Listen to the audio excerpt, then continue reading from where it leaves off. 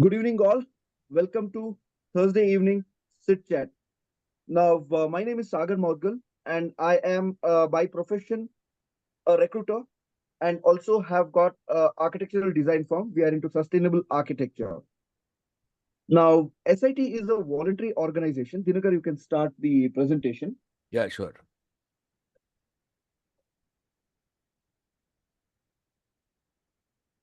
SIT is a voluntary organization with one aim to bring all the entrepreneurs, mainly with intention of helping these startups.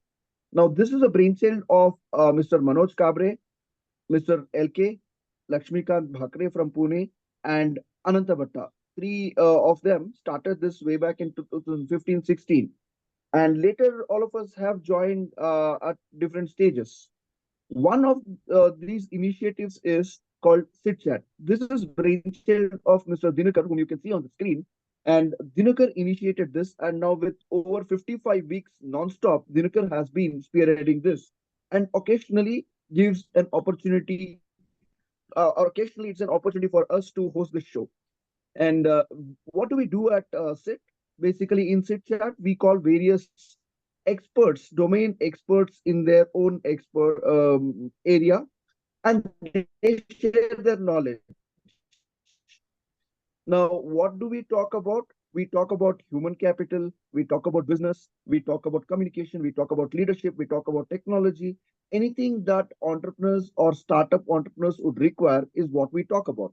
And when we do that, what we also look at is you can avail these services, but you are requested to exercise your own discretion and do your due diligence before you take up services of the expert over here. Now, in that context, we have today with us Madam Rashmi Utnal. She is a HR professional with over 17 years of experience. She is a graduate from SJ Polytechnic and later on went on to do executive MBA from IIMB. Now, with that, what she also did was she worked with Azim Premji Foundation and later on she worked with another startup. Now, while we were talking to Rashmi, I was asking her, hey, exactly what is that you think that we need to? I asked her this question: what is your strength? What do you want to do on Thursday evening sit chat? She said that people are my strength. I was like, that's such a big subject. Come on, can you be a little more specific or can you filter it down? Then she came up with something very interesting. It's called as unblocking potential tailored HR consulting for startups in talent management. Now, I being a recruitment consultant in manufacturing firms, I know how tough it is, this whole concept of talent management. Well, probably today, after hearing to Rashmi, me and quite a lot of my clients and all of you over here would probably get a lot of idea and get a clue how to manage talent. Rashmi, all yours. Please take over. All right. Thank you, Saga, for such a lovely introduction about me. Let me share my screen. I'll share you the PPT which I prepared specifically for this forum. Sure. Dinakar, you have made her the host? Yeah. Yeah. Yes, yes. Yes, go ahead, please. Thank you. 1 second. Let me know when my so that I can start. Is my screen up? Yes, it is visible. Okay, I can see your screen from your side. So thank you. So, all right. So why I started off my own consulting firm? A little background about me and little background to why this startup. As Sagar said, I come with little lesser 2 decades of experience in HR. Worked with big corporates to small startups in an IT firm, IT sector especially, which is service, consulting, product, etc. Given my experience in the last 4 5 years working in startups, I have built things from the scratch. I've joined a company where the HR was a new word for them, and I've helped them build things from the scratch, as simple as processes, guidelines, systems, hiring people, expanding team, etc. And also as simple as doing admin operations related work, searching vendors for them in IT sector, right? That's what I did, and by doing this in the last 5 years, I realized my strength, is really lies in building things from the scratch. Hence, I started, I want to explore something on my own, and I've been doing this for past 6 to 8 months now. Been working with these startups as an HR advisor. I'm on their board for some companies, and I work on project basis as well. Do a tailor-made, customized, setup for their requirements. I'll also walk you through how do I work with them and what is the kind of services I, give them, etc. What we do in just a nutshell, we help organization to transform into high growth transformation, building capacity, ideally for success. Why startups? Why not big corporates? Big corporates already have an established team. Everything has been established, process, systems, etc. They might not need help of an external consultant as such. So startups are the ones which are, very keen on the pricing, and also they don't want an experienced person in-house. It becomes a burden for them in a long run. Hence, these startups are looking for an external person who can help them on project basis or help them as an advising committee from the HR point of view or HR perspective. Hence, my concentration is into HR. It could be any setup in HR, service, consulting, product, etc. My main goal or objective is to concentrate on IT for the moment because my experience lies in IT and NGO. About me, we just spoke about the kind of experience I come with. Apart from the experience or apart from the HR, I also mentor people at IIM Bangalore. And I also been part of the committee called TSOW. It's a type of work community where it's only HR forum. It's a big forum of 30,000 plus HR employees across the globe. I also mentor in that group. And I also started my own podcast recently, which is called Soulful Kathai. I give a platform to voices where they can share their own life journey with us. This is apart from the HR, what I do. And these are the key competences, what I carry with my experience I bring in. Please feel free to stop me at any moment if you have any questions at all. So what we can offer, literally anything in HR from hire to retire. So which includes, from onboarding till the offboarding of an employee, and also labor law compliances, which also include your compensation, payroll, advice on statutory, legal, and also not just that, we also work on learning and development, also called as training services for the organization, where people identify certain employees with certain training requirements. So we also offer that service to the organizations we work with.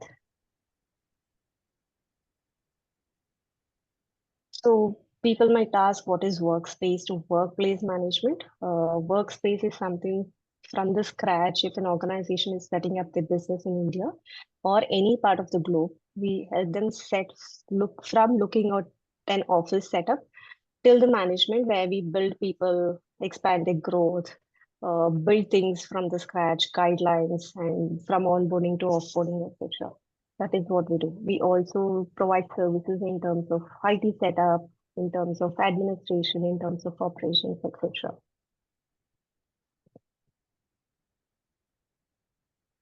End-to-end people management, which includes especially the what we call it HR terminology is the HR employee life cycle. So manage from onboarding services. We also help organization. Startups might be looking at building their culture from the scratch, or even building value statements as such. One of the organization I'm currently advising is seeding startup, where I help them with writing the value statements at the moment based on their mission, vision, and trying to build a culture based on the values. I've been advising one of the startups there. And we also integrate, if any of the organizations are looking for a HRMS portal and they want to integrate with their current processes, we also help organization do that. Labor law and compliance, as you all know, which includes with regards to HR compliances. We also provide payroll, provident fund compliance, and also POSH, prevention of sexual harassment compliance as well we take care of. This slide talks about more of learning and development, which skill trainings, leadership coaching, or any experiential learning workshops. We help organization build this for them from the scratch again. All they need to do is identify people, identify the requirement, and come to us. We help them build it from the scratch, which means building from the document till the delivery of the training to their employees. This is what the methodology we follow. Anybody who approaches me, say, Rashmi, I have a project, this is what I need to do. I don't jump in and take the project immediately. I assess them in terms of requirements, in terms of the people's strength, in terms of their objective of this project, etc. I design it from the scratch in terms of talking to leaders in the organization who are involved in this project. I build it and then deploy, and then it's not only delivery of the project we do, it's also maintaining it to a smooth handover to an internal person in the organization to ensure the continuity of the project. These are some of the organizations I've worked and been working with at the moment. This is just a sample of it.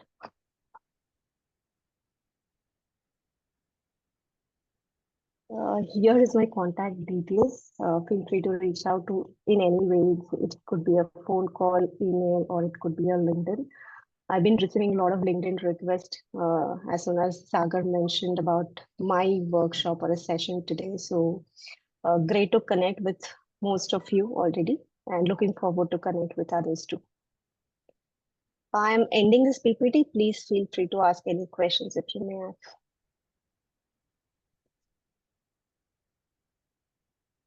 Yeah, this is for the forum. Okay, so Rashmi, in your when you started, you said that see, when we say HR, we've got like such a big one. But you said that now you are working with as an advisory to a lot of startups, technology startups or software startups. Am I right? Yeah, absolutely. Okay, give us a little glimpse of how this whole uh, thing works. I mean, since what does it take for these startups? Do they really need? I mean, do they really feel a need for a HR at all? It's an added cost, isn't it? Absolutely right, Sagar. The reason I said during my presentation also, I mentioned one point on a very softer note. Most of the startup would love to have experienced people in your organization, right? Some of them can't afford to have. It's my own experience as well. So they hire a senior folk. They can't continue or sustain hire senior folks because of the kind of pay they pay for the senior folks in the organization, right? And when it comes to saving cost or when it comes to saving money, when it comes to redundancy, we are the teams which actually kind of get laid off. The expenses account what we call like admin, operations, HR, finance, right? So in my own experiences, I've seen. But as a startup, they also need an advice from senior folks to build things from the scratch, which you can't get from a 3-year, 5-year experienced person, right? They need a senior folk to advise them, probably not in a long term, but in a short term. So in this, the startup which I'm currently supporting is a seeding startup. They're just early stage startup, just 3 months in the market. They wanted a senior folk, but they can't afford. So they said, Rashmi, I need to build values. I need to build culture. I need to build things from the scratch for the entire talent management or an employee life cycle. I can't onboard you as a full-time employee, but I can take you as an advisor or a consultant mode. This is what we pay, and this is what the services you need. We might not need a full-time service from you. It's basically on a project wise or on time based consultant. So those are the startups which really against people but can't afford. So those are the startups I'm supporting at the moment. And some mid-level startups are looking for specific expertise. For example, if they're building, competency mapping for specific roles, or they need strategies for retaining employees, retaining their top talents. what do? And if they want to design a career framework, these are specific projects, which is not a long time project. This is a time-based project. For these projects, probably internal team might not be able to help them because of because of the limited experience, and two, because of the limited knowledge they come with. So that case, they come to an external consultant. See, this is the project. We need your expertise, or we need your advice on this, etc. So I deliver to project specific work as well. And most of them are tailor made. I can't use X company's data to a Y company because their ask is different, their requirements are different, their mission, vision are different. It is a tailor made services I provide. Okay. So now with the new technology that is coming in, okay, how is technology helping you as an HR, and how much of it you are using to unleash the potential of talent management? What are the technology things that you are trying to use? The technology is one in itself, HRMS portal, right? Where many of the organizations are struggling to move from the manual processes to an automated processes. That is something which is key and important for HR vertical in any organization. That's one thing which I'm working on. I worked on tools like PeopleSoft, which is an Oracle product, Zoho, HR1, SAP. So I worked on most of these tools. One, it's easier for me to advise on which is the best tool based on the size of the organization. Two, how do we act and or translate the manual processes into a system processes? That's one.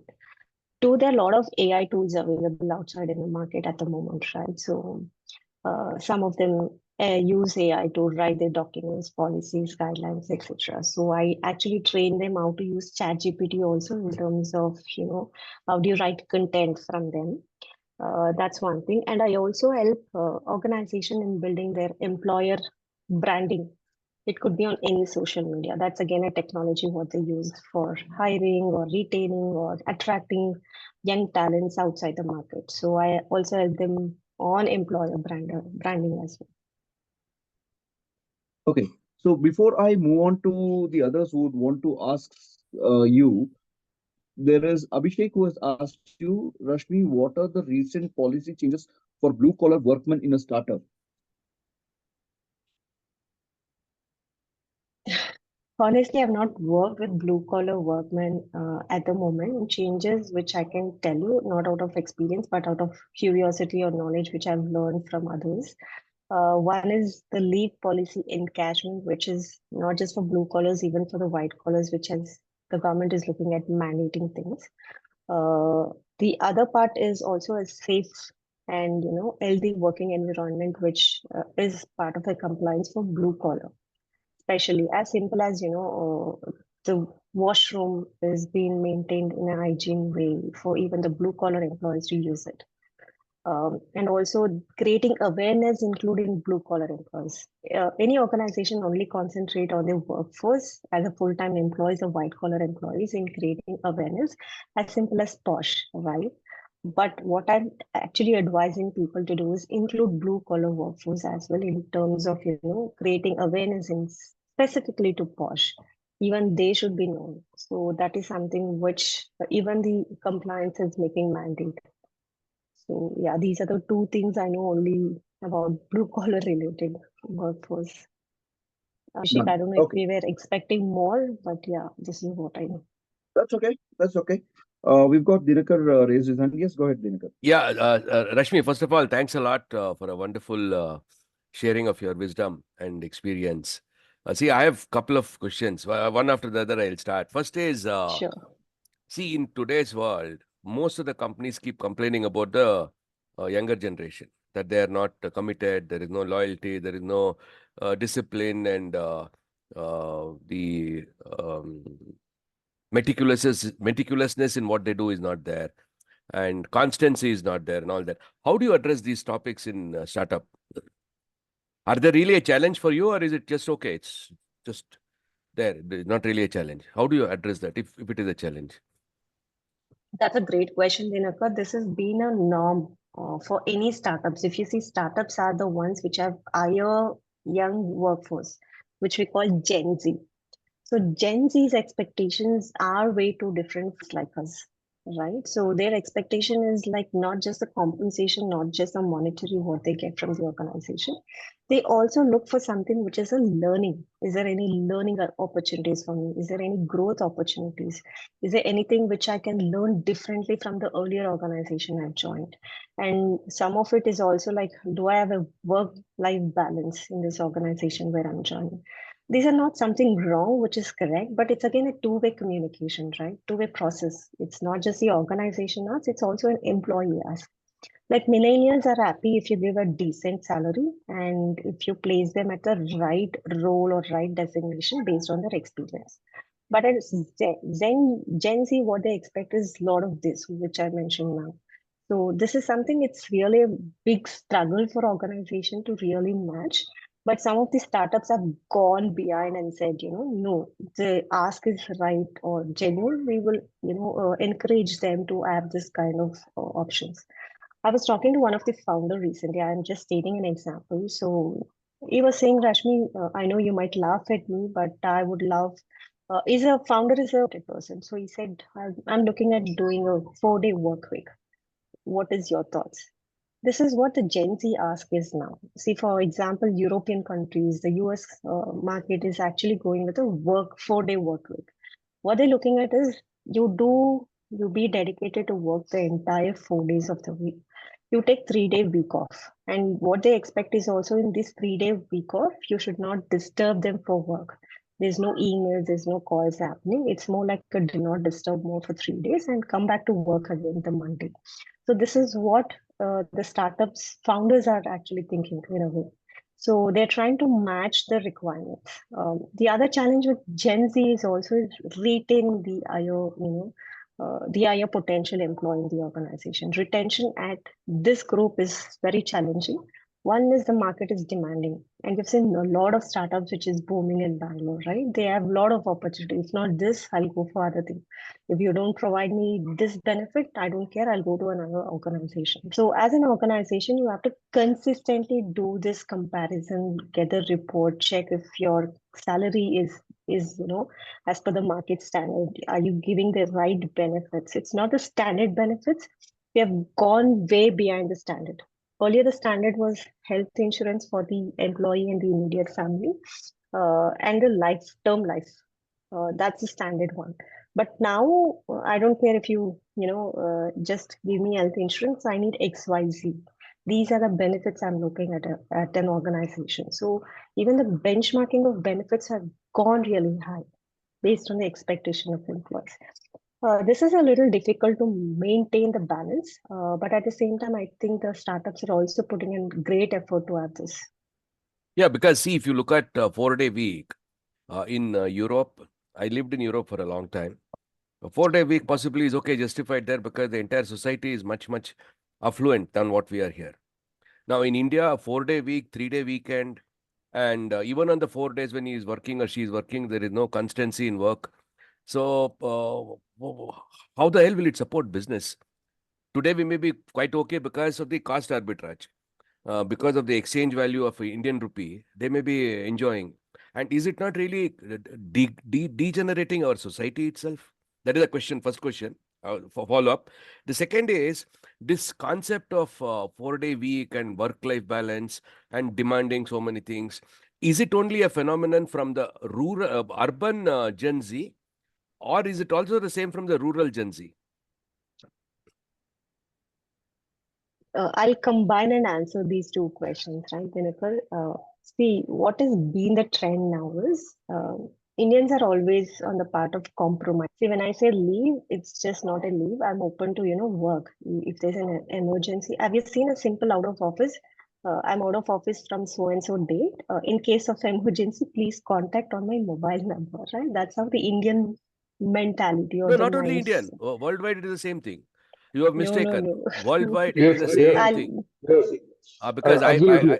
I tell you that with confidence because I have had led big teams in multiple countries. It is the same thing. There is no difference. The only difference is in India, somehow there is some kind of pampering. Okay. And pampering is maybe because of the lack of talent pool. You know, if the HR, I sometimes used to be very critical as far as my HR is concerned. See, HR has to make sure that there is a talent pool. Let people leave and go. As long as you have a talent pool, there is no problem. People can keep leaving and going. We'll keep filling them with different people. Since you don't have a talent pool, you become handicapped and you succumb to such things. The same problem with the unions also. Somebody was talking about blue collar, right? In India, unions are strong not because they are better off or they are performing better or they're getting lesser benefits and anything like that. Just because they're able to bulldoze the management and then have a better bargaining power, you know. So my question, your assumption that outside it is not so is not right. Okay, I have as a It's not. leader, called up my employee whether she was in Ibiza doing vacation or was in Mexico. I have called up and said I need the solution now. Okay, so it's not that way. It's not my assumption. Probably it varies from industry to industry then. But what I've seen in especially the startup IT setup is, especially Asians are okay to compromise, but whereas European, US countries, if it's a holiday, if it's a leave, it's just leave holiday. There's no work as such. Right? Even if I have to reach out to a person in US or Europe, it becomes a challenge for me because you can't disturb them during holiday. But with Asians, that's not the case. They say, "Oh, I'm on leave, but still I'm open to answer your calls if in case of emergency." Right? That's been the practice. That's been my experience in the last 4, 5, 6 startups which I've worked, which is a global presence. Right? Secondly, as you said, yeah, it's a big challenge in talent base. But at the same time, how do you manage your attrition percentage is more important, right? The minute people start living, if I don't know if it's ideal attrition rate, what people expect is 10%, 15% max. But if it goes beyond that percent, then it's a question to revisit, are we really doing good? What is the main challenge? How do we fill this gap, etc. Right? It also doesn't look good on an organization part if your attrition rates are quite high. So how do we address this is the biggest challenge in any of these startups. One, it's because the lack of the fund what they have. They come with a limited funding. Right? Two, it's also you can't retain an employee just because of the compensation. And three, they can't go beyond the benefits. What is the compliance? Right. So these are the things what I see in a startup environment where they find difficult to retain employees, one, and also keep their attrition rate at par to the market. So finding a balance between these two is something which every startup have to rethink about it. No, but then is the Gen Z issue more with the urban Gen Z or is it the same with urban and rural Gen Z? Because my hypothesis is it's only in the urban Gen Z, not in the. It's yeah, you're right. It's mostly to do with urban. See what has happened post-COVID, right? We have been hiring from pan-India, across India. So we are not restricting from the tier 1, tier 2, tier 3. We have been hiring from tier 4, tier 5 towns or cities, etc. If you see the attrition rate, as you rightly said, it's been with the urban area, the metro cities, given that the market is quite demanding in these places, right? If you see the tier 3, tier 4, the availability of jobs or the job opportunities, the demand is quite lesser. That's the reason why you see more with urban rather than the rural part of it. And maybe also the upbringing, right? The expectations are lesser because, see, if I were having a dad who would give me everything when I grew up, why the hell would I be interested in working? And the parents also are giving everything to the kids, right? There is nothing for you. There is no aspiration for you. You got everything, you know. That's true. That's true. That's the reason why Gen Z mindset is way too different as compared to the millennials. Gen Z, their basic needs have been taken care by the parents. So they are really not working to fulfill their needs. They have a house to stay, they have food on time, they have a better clothing, branded clothing, in fact, etc. Right? All this has been taken care by the parents. What is that they need about that, which is more of a want rather than a need? So that's the reason the demand or the expectation from Gen Zs are way too different from millennials. Mm-hmm. So now my hypothesis is that in MSMEs, okay, we consider startup also as an MSME because it's a small company. The HR outsourcing which is done, what you're doing, mainly involves legal compliance and recruitment. Because you cannot do employee engagement because you are not their boss, right? Even in a large company, the employee engagement is a primary responsibility of the line manager.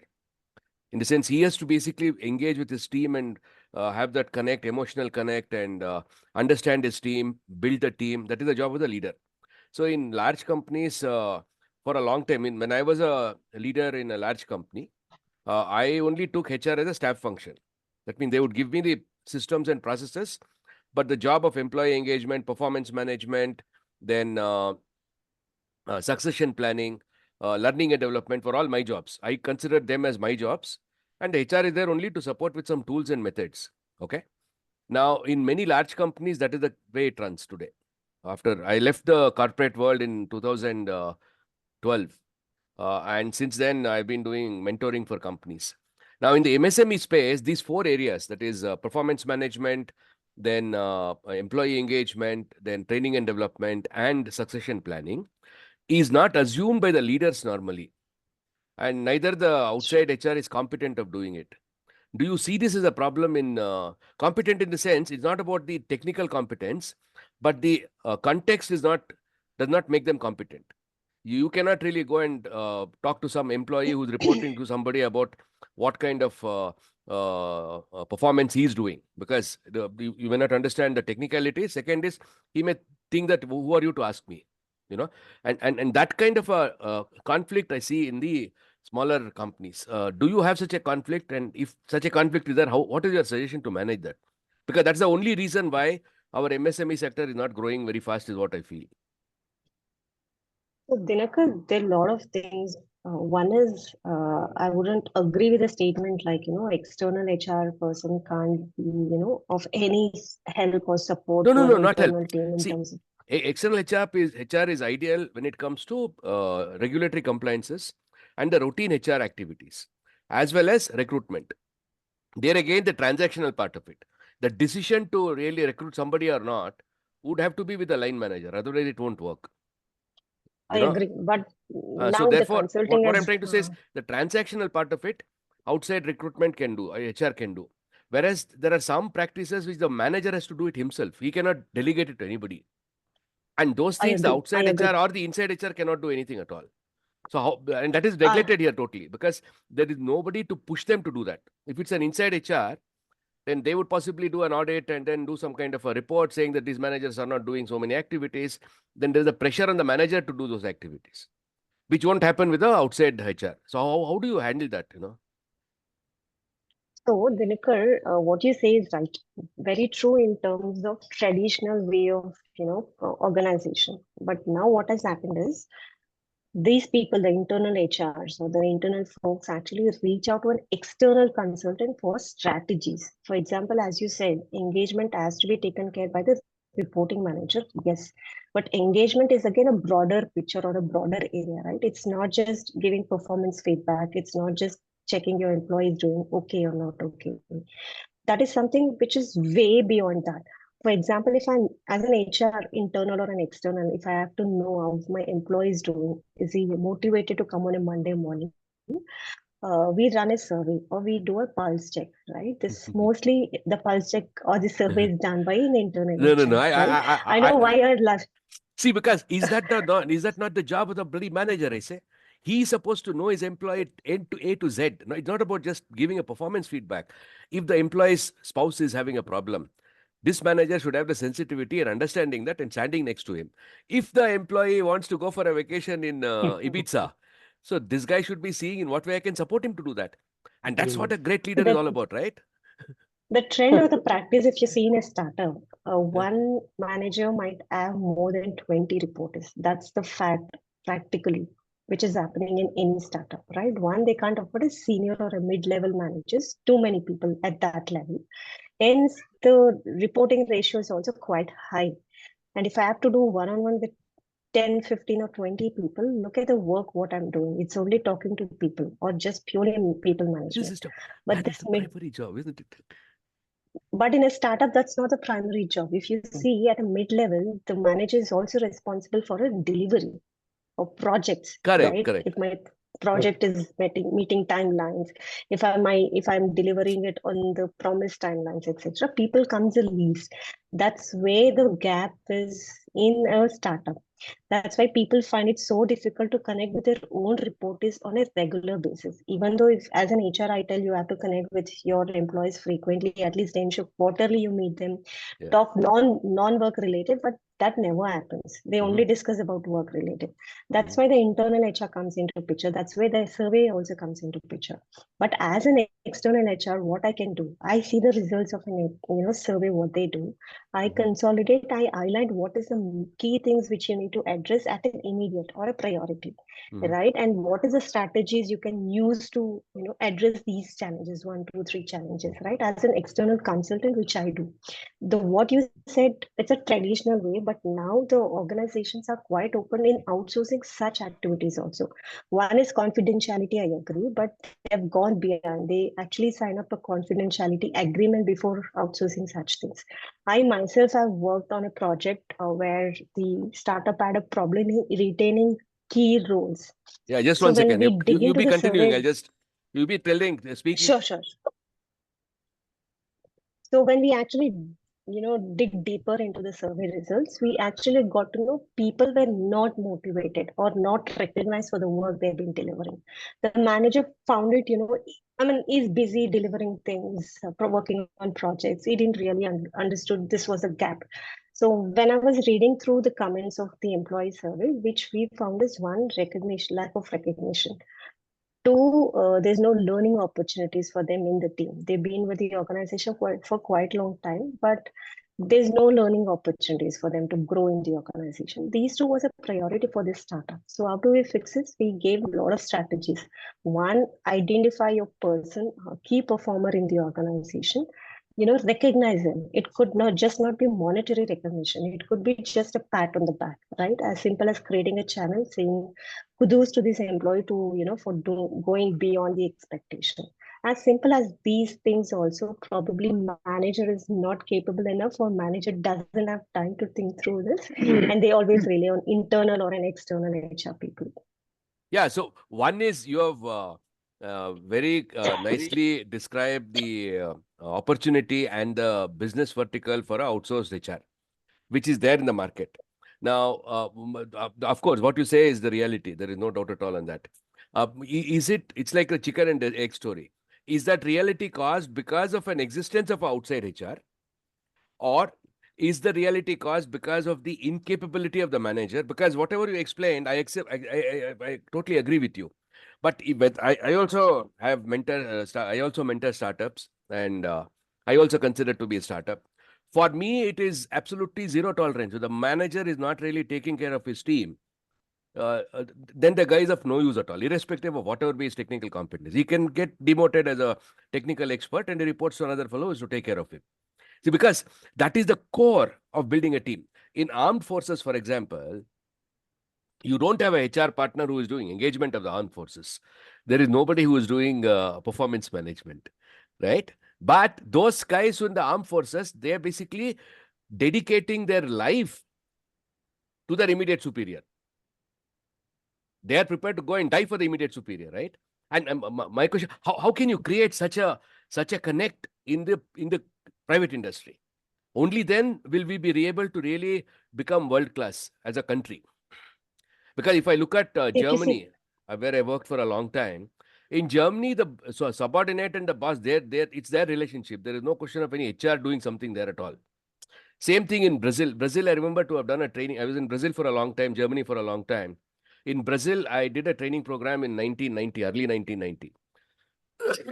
This guy said, as a manager, the first thing which you have to learn is never use the word management and never use the word policy. See, when somebody comes and talks to you, how common is it among the Indian managers to say that it's a management decision? How common is it to say it's a policy matter? Yeah. There is nothing like management or policy. As long as the employee is concerned, it is your personal decision. You are standing by it. So you don't talk about management or policy. You say it is my decision. And this has been kind of a, what should I say, guiding light for me all my way through the career in various roles that I did. And I keep telling that to my clients now also. And that kind of a situation, how can we generate in the startup world? And how can people like you contribute to generate that kind of a connect between the people, because unless there is a team which is very strong, the startup would collapse very quickly, right? Sure, That sure. was the last question which I had. After that, Sagar can pass on to others. All right. So, Dinakar, if I have to answer your question, if you see the HR role has been transformed, like when we used to call HR back in, early, probably 10, 15 years back, it's only hiring, it's only paperwork related to admin operations like issuing ID card, filling forms, and probably it's, exit. So these were the three main areas of HR. But now the kind of transformation as an HR, it's whether be it internal or external, the transformation is like now HR is being part of the business. They're also giving strategical perspective to business leaders. That's why the business partners also came into picture. That's why now we're not just calling it as hiring, we call it as talent acquisition. Now we also do employer branding, which was not there back in 10, 15 years back, right? So the the transformation the HR role has taken is quite a big extent. And you see HR in all the business meetings, being part of the leaders' discussion, decision making. HR also play a very important role in decision making at a management level, right? That's a kind of transformation which has happened in an HR role in itself. Coming to an external consultant. Why external consultant? As you said, it's again an egg and hen story. As I said, startups can't afford senior folks, right? Correct. They hire person to do this daily routine activities, which probably around 3 years, 5 years of experience. That's it for a daily activities. For a specialization skills, say for example, if they have to build a career ladder for the all the departments in their organization, then they need an expertise level. If they have to plan a succession planning for their folks in the organization, then they need this expertise level. If they have to bring in strategies to the organization, help business leaders to retain the success key performers, then they need an expertise. You can't expect a 3, 5 year or maximum 10 years experienced person can do this. These are the folks internally they do routine activities, plus they also do check-ins with their employees on a regular basis. Beyond this, when they come, when they have to wear a hat of a strategical thinker, probably that's where they lack experience and knowledge.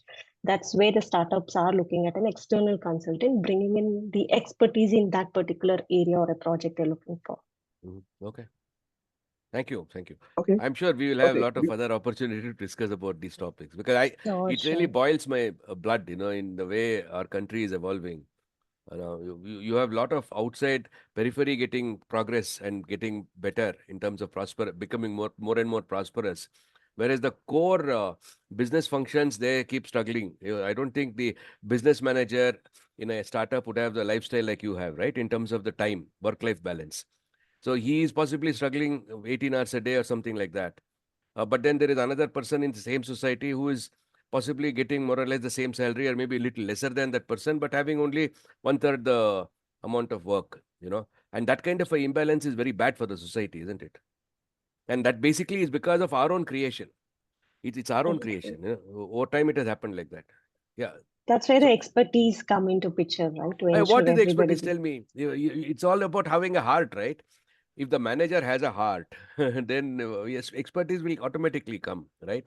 See, You I'll give really you start. two options why the expertise come into See, I'll tell you picture. what. One, When somebody was fired, okay, or when somebody was recruited, somebody was told that you are not performing well.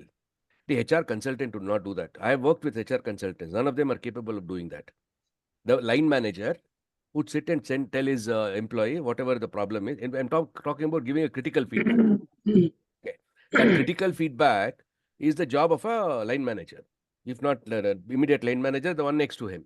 The HR person doing that will have no impact at all, because it's like some friend telling him. Okay.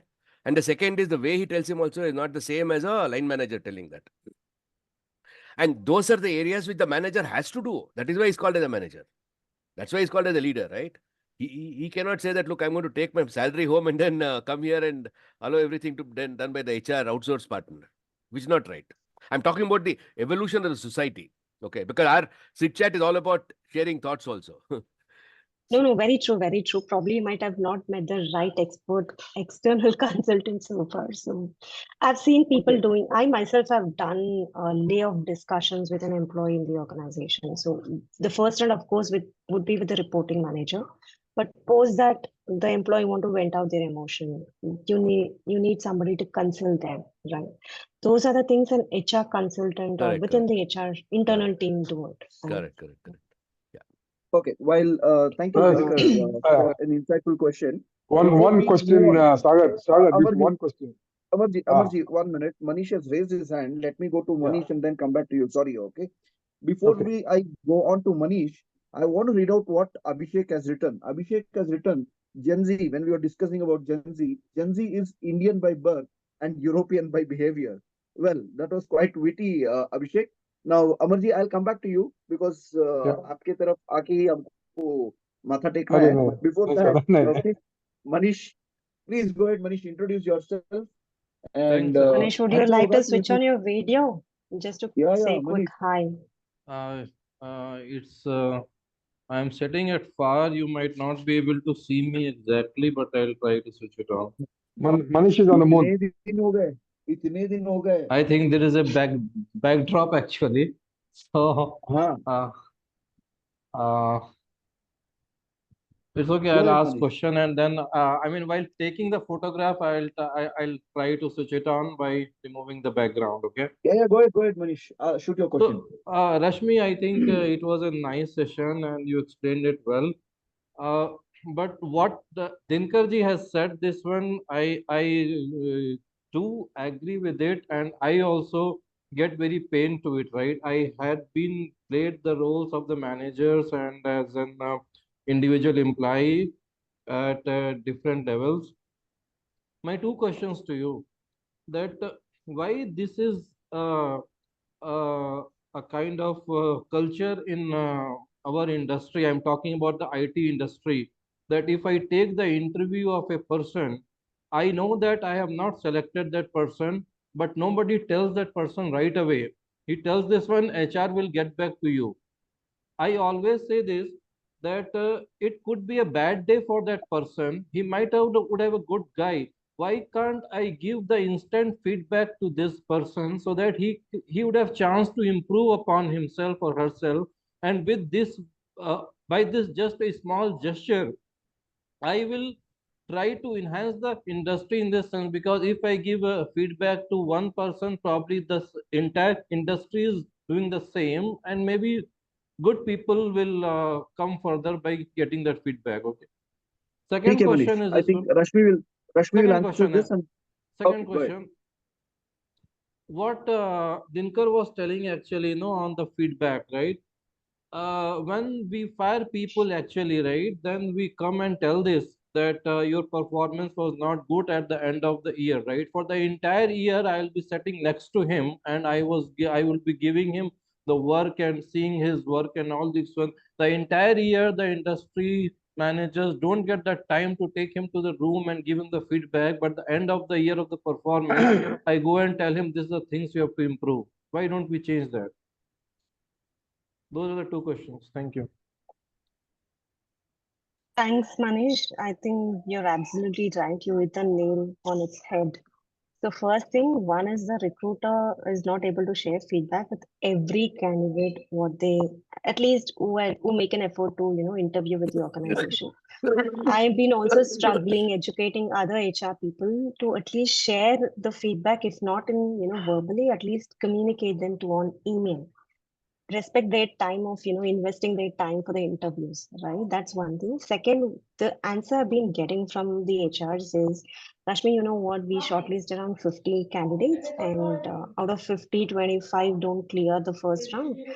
It's may then 10 more people would not clear the second round. So it's altogether I have to write an email or talk to 50 different candidates for one role, which becomes a challenging part. So that's why also, where we automated, at least if not,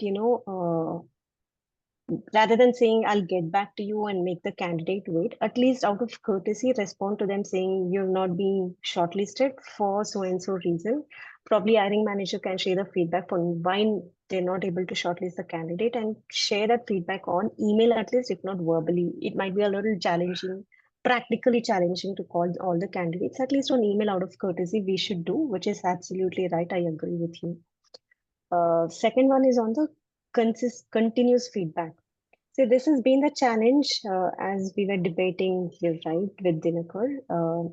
Managers should also be educated or created awareness of, your job of giving feedback is not just once a year during performance review. It's a consistent feedback you need to give, whether it's good or bad. If it's bad, call the employee immediately and give the feedback saying what you've done is incorrect. Probably you should learn to do something in this way. This is not right. Right? That's where there's a scope for the person to improve towards the end of the performance rather than just giving the consolidated feedback towards the end, which is incorrect. Force the HR role actually is important in that way, where you follow with the manager saying, give him consistent feedback, record it on the system, ensure there's a set processes in the organization where there's a continuous quarterly feedback being shared with every individual by the hiring manager or the reporting manager, right? That's been a consistent follow which an HR person should do so that the reporting manager is aware of it and then shares the feedback on a timely manner. So that's what the role HR plays. I have a supplementary question if I have the time, Sagar. Go ahead, Manish. Isn't the problem, Rashmi, is this one that I am talking about the IT industry? Isn't the problem is this one that when the managers are the made or the leaders have been given that role, we don't even try to check this one that whether they have the particular skills or not. See, once we give somebody promotion on the technical ladder, we always see that actually whether you have the technical skills or not. But when we give it on the managerial ladder, we don't see that at all whether the person is having skills or not, right? We just give it to that person who is excellent in extracting the work from a person. That's how we decide to give it, right? So why don't we try to change that into that industry? True, true. Manish, what you said is absolutely true. When there's a promotion happening for it, say for example, a technical person from an individual contributor moving to a manager level, right? As an organization, you need to identify his skill set, whether he's capable of managing people or whether he comes with an experience of managing people. If not, identify this as a learning requirement and do a first-time manager, course or a learning for these managers in terms of how do you manage people, how do you give them feedback, how do you communicate with them. I saw somebody mentioning emotional intelligence. These are something which is a soft skill which they need to learn before even they become a reporting manager. One of the organization which I worked in the past, what we did is when they had identified people saying these are the hiring managers or reporting managers to be in 6 months down the lane. However, they lack in people management skills. What we did is we did a training program for first-time managers, ensure they are equipped with knowledge, if not experience, right? They know what to do. Probably they learn over the experience. So we did that program, and then when there's also there's also an assessment towards the end of the program whether they clear it or not. Based in the assessment, when they clear, they get moved as a reporting manager where they manage people. The ones who fail to clear the assessment, they still continue as an individual contributor. So this is something which beautiful exercise which we did for one of these startups earlier. So this is something which most of the organization needs to incorporate. Okay, thanks. Let us move on to Amarji. Amarji, please go ahead with your question, Amarji. Good evening, Rashmi. This is Amar Radha speaking. I was hearing to your talk. Yeah, I was hearing about the responses on management, labor, everything. Onus of responsibility and legality. Can you share your thoughts?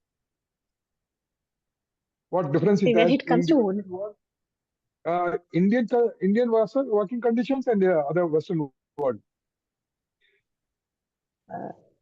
in both the context, I'll tell you in general, the ownership, it just doesn't lie with HR, right? For example, building culture, I'm just taking an example. Building culture is just not the HR responsibility, it's everybody's responsibility. It's either top to bottom or bottom to top.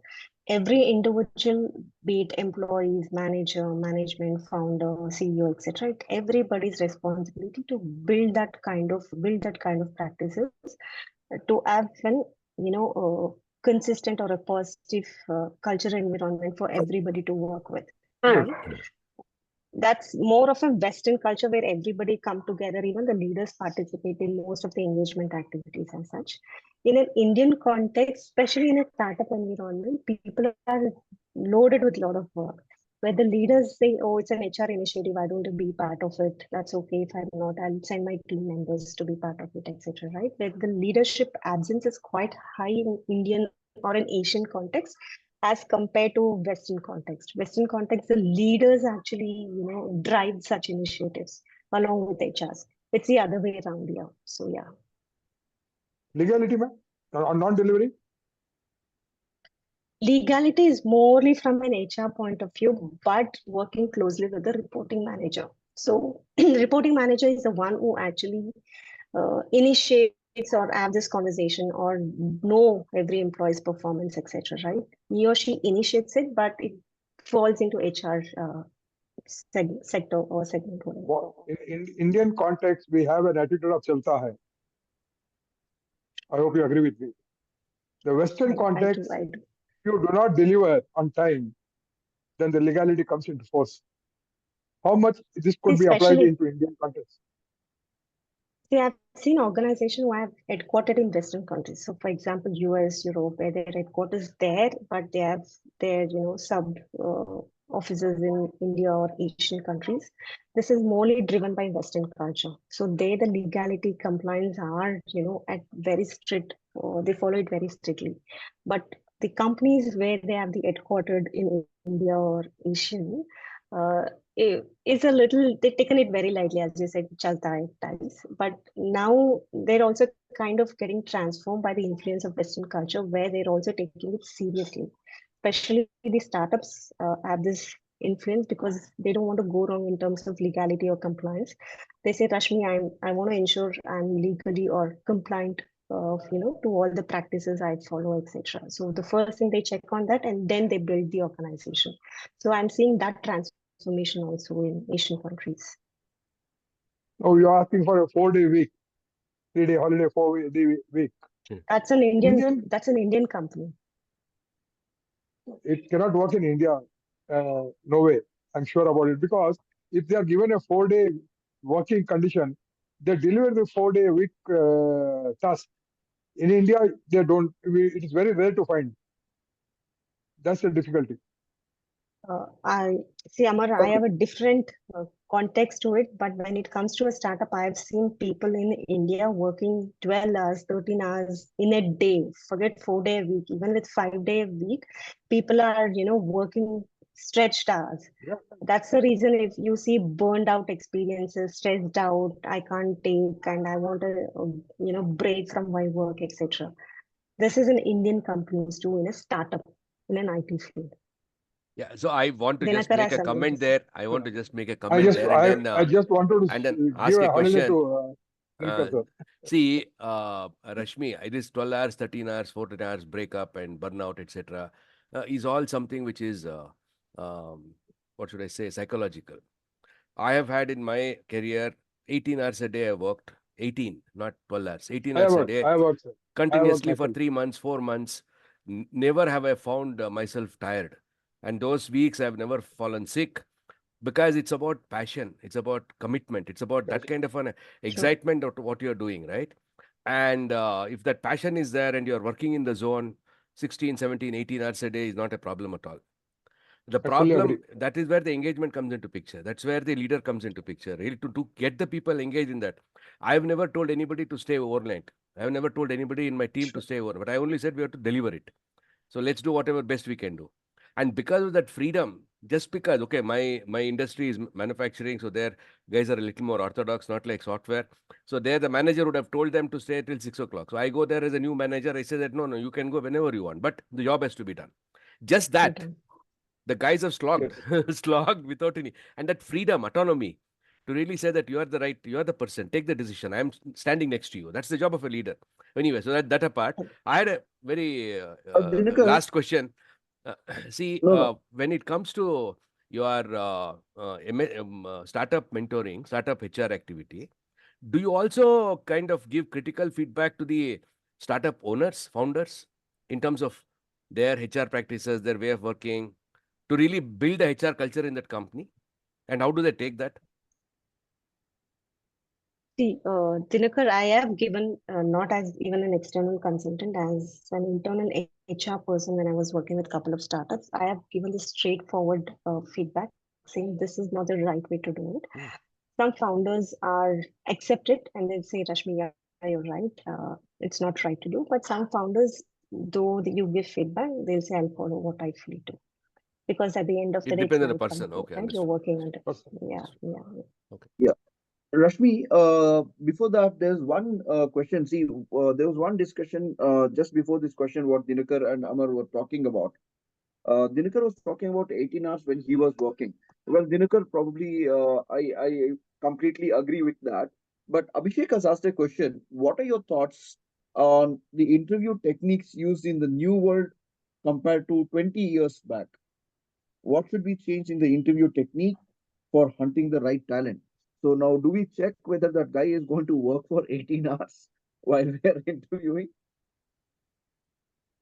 See, for example, what the candidate look for in an organization, again, I might repeat some of what I've said in the past. The Gen Zs, if you're writing for Gen Zs, their expectation, as Dinakar rightly said, the freedom what they get from the role, the kind of learning opportunities what I get, the growth opportunities. Um, as compared to the past, what is that we are doing something different in hiring? Generally, what candidates used to do before is they come prepared with a JD, whatever questions they can, or use those keywords in the JD, and then they answer, etc. Done. Now, what is happening in the interview is more of a case study related. So, for example, the hiring manager gives you a case or some scenario, and then say, how do you react to such scenarios? Right? Based on that, it's more like a behavioral, checking the behavior, checking your attitude, checking your how open you are, checking your flexibility, etc. It's more of a case study or a scenario based interviews. One. Two, we also kind of do a culture fit interview. We might not be 100% sure the person would match the culture, the kind of organization, or the culture, the kind of organization follows. But at least to some extent, we know if the person is open or flexible enough to get aligned to the culture or the practices we have in the organization. That is something which is recently being started, probably around 10 years has been, we are doing the culture fit kind of an interview. Thirdly, to also check how prepared the candidate is. Earlier, if you ask a candidate, do you have any questions? The simple answer is no. That's all. How much do I get paid? What's the working hours, etc. Right? But now the candidates are smart enough. They actually check how the fund is coming to an organization, who's at the leadership level, how many women at your top management. So these are the kind of questions candidates come with, or this is something we expect from a candidate to be prepared of, how well you know organization before even you start off with us, right? This is something which is actually, I would say, been transformed from the kind of traditional interview to recent interviews. And now again, it's a virtual interviews. You only get to see a face of the person, might not be full body language, but that's again a challenge for the recruiters. How do you even hire a person where you only look at a person at a face level, right? I don't know how the person's attitude is. It's a little difficult. When a person comes to an office in person, you know the way they walk in, you know how they talk to your security guards, you know how they talk to your recruiters, etc. Right? This becomes limited in a virtual environment. How best you can hire people in a virtual world environment is the biggest challenge. And also, it's up to how the recruiters are good enough to hire people like this. But well, with that, we come to the end of this session. But before we end, I would invite Amarnath Ji Rander. By the way, Rashmi, it has been a great discussion. Thank you all who contributed for this discussion. And before we end, Amarnath Rander Ji, all yours. Please take it ahead. Yeah, Sagar, Uh, before Amarnath, can you just go to the view and then change it to the gallery view? So that when you take all of us will be Okay. visible in. So, yeah, please. Is it done? Yeah. Yeah. Oh, Delhi ke Londe, Good evening, turn on the video. good evening, sir. Hemant.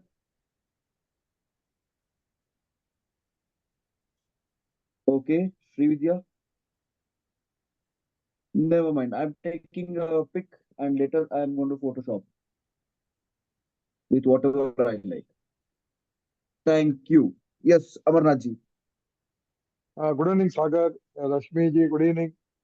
A wonderful session on HR. I think so. We need to learn a lot how to hire people and how to engage them with technology. I think so. We should empower them, engage them with good talks, and then celebrate. I think we should have the hunger, passion to grow, without which no employee or employer can become successful. That's the best part of life. What I have learned, as Dinakar was telling, he worked for 18 hours. I myself have worked for 18 years, almost without a break for 20 years. Not 1 or 2 years, for 20 years. I've traveled around the world. So I think so. Their desire to become something in life should be there. I think you have shared a wonderful thought process today, Rashmiji, and a lot learning. I think so. I too have taken back with me from you. As modern technologies, people aspire to learn from modern technology how it should be adopted. Adoption is very easy. Following is very difficult. So let's put up our effort, not work less and get more. Let's work more to attain more. That's the dream we should have. We should dream always that to become something good in our lives. Thank you so See, much I for think sharing. Amarji, we Yes. should organize one chat with others also similar to Rashmi, Yes. and you and me and others on one side. Ajit also together with us, talking about 70 hours of More of a working. debate. It's a debate. 70 hours of working of Sir, Narayan Murthy, and on the other sir, side, huh? Dinakar, I got up at 2:30 for 6 o'clock flight. Whole day I did a training program. My neighbor got a heart attack. I took him to the hospital, came home at 5 o'clock, again went to work. So hardly, sometimes I wonder how these people want so many holidays, so much rest. I just cannot understand. So then we No, can they do have a one good debate. thing. No, I'll tell you one thing. 1 minute, I'll take Dinkarji. I'll tell you one thing. Rashmiji forgot to tell that in the Western world, there is one important factor which you are not under. You're not taken care of it. There is social security. The social security gives them a big push for them to survive. Hopefully, that is not available in India. That's No, one of I the don't main know whether reasons. that is the reason for people not wanting to work Yes, so much. I don't know. See, yes, in the yes. I think Western world, I know that. no, in the Western world, That's even the one younger of generation, the Gen Z in the Western world, they also have the same problem. Because I think it has a lot to do with upbringing, Amarji. See, when I grew Correct. Yeah. up, I didn't have anything. We didn't have a phone at home. There was no television. Television technology was Yes. not there. Nothing was Yes. there at I home. agree. So even getting I a agree. phone was a big, for me, I remember many a days I would stand outside and look at somebody driving a Bajaj Chetak or Bajaj Super. There were two scooters. I don't think you would have seen that, Rashmi. Yeah, I've seen that. I've seen that. Bajaj Super. I've Bajaj Super is seen a, my Yes, dad Bajaj had that. Super. Yeah, my dad I Bajaj got had it for Super. So I would think 3,700 that rupees. I got it. if I would one day if I can buy that, that will be the end of my life, Bajaj Super. Yes. So I'd feel so comfortable instead of walking. That fellow is going duk duk duk duk duk. 20 kilometers only is traveling. So that kind of an aspiration is missing today. Yes. Gratification is very quick. Yes. When you would read a book, you would stop and then imagine how it would be, how that particular building was there, all that imagination. Now, nothing is required. Within seconds, you can go to internet and then look at there and you can get some answers. And if you have got what is that 3D stuff and you can even see in the 3D, so everything is done. 10 minutes, job is done. Which possibly would have I'll taken give us you. years of waiting, years of I'll longing. share. I'll share one very. Dinka sir, I'll share you one very important thing that happened in my life. Uh, 9/11. It happened in US. uh-huh. I hope we have all seen that 9/11. Correct. I just came back in August and September. It happened, and after 4 days, or 5 days, I called my customer who was on 8th Avenue. I asked him, "What are you doing in the office?" He told, "What do you want me to do?" I told the whole city is panicked. So what can I do? He asked me. I have to do my work. The mayor is there, yeah, the government is absolutely. there to take care of. Absolutely. That's it. Here in India, Absolutely. we panicked for months together. We cried Yeah. over it. And Yeah. Jewish people, Jewish companies where I work in with US, my customers, they would absolutely close down at 3 in the afternoon on Friday. Friday after 3, 4 o'clock, no way they are answerable. After 5, forget it. Monday morning, 9:30, you can reach them. So it's Correct. absolutely no calls, no disturbance on weekends. Correct. 24/7 working is only in India. No, As you 24/7 shared. working. See, in terms of the customer, see, there are two kinds of relationships. One is customer and vendor relationship. Maybe it is 24/7. No.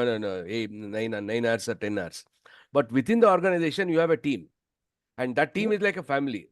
So there it is 24/7 only. It's not it's not 9 hours working and things like that. Of course, you definitely give a priority. If suppose something is not that critical, you don't disturb somebody. That is all correct. But it is not that nobody does anything, which is wrong. Because I've myself done, and I have myself been disturbed.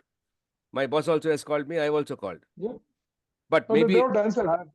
I have my experience. They don't answer calls unless they feel no. It is because except on Monday morning by 9:30, that's the first call they pick up. yeah. And But leave the again, message on answering machine. yeah. They leave Again, the that message on is answering machine. we also need to understand another thing. Those guys, they make sure that you don't get into a crisis like this. Yeah. You on Friday evening, whatever you've done it till Monday morning, it will run without any problem, whatever that has to happen. So there is no need for any crisis. In our case, we are Yes. always doing it in the last minute. So therefore, the probability of a crisis is high on a Sunday. Right. So probability of you to disturb somebody is much, much higher. That is Much, also much. equally true. Agree. Well, I'm sure this discussion is going to go, all through the night. And Rashmi, this is what is an example that while the whole company is working, we both HRs are looking at what they are working. No. You have got two good senior employees, myself and Dinakar. Okay, so Rashmi, thank you for the great evening. It was great having you here. You shared pleasure. your knowledge with us. And Yes. Dinakar, we did not ask her one question. Okay. What support you need from SIT? Yes. So Rashmi, like you know, Startup Ignition team is about 1,400 people strong across India. How can SIT how can we as a I think this, community help? this kind of support I'm looking is spread the word, spread my service to the extended team and to extended organization where I can support, as I'm supporting the existing organization now.